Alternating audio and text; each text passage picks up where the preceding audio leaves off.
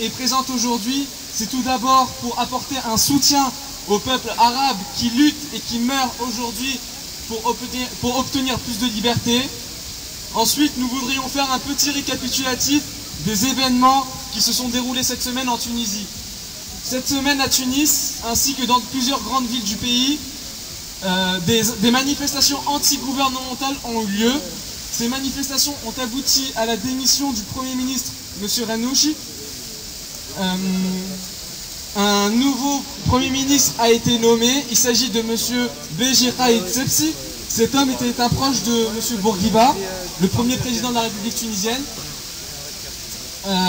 Par ailleurs, M. Fouad Mbaza, l'actuel président par intérim, a annoncé hier lors d'une allocution télévisée la tenue d'une élection le 24 juillet prochain de l'élection d'une assemblée constituante qui sera chargée d'élaborer une nouvelle constitution.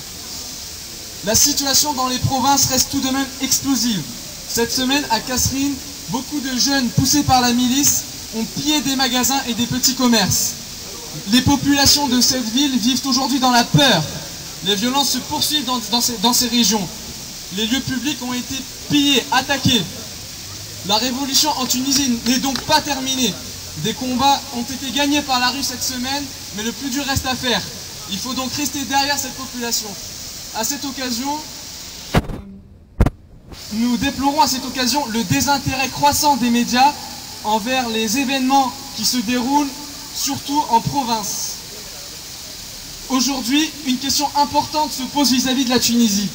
Quelles sont les perspectives économiques qui se posent dans ce pays qui se démocratise?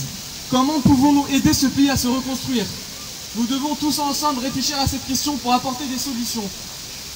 Nous espérons donc que la situation dans les provinces va s'améliorer très prochainement, que ces pillages, ces attaques contre les lieux publics vont cesser et que les gens pourront de nouveau circuler sereinement, sans peur d'être agressés, ce qui permettra à la population de reprendre le travail.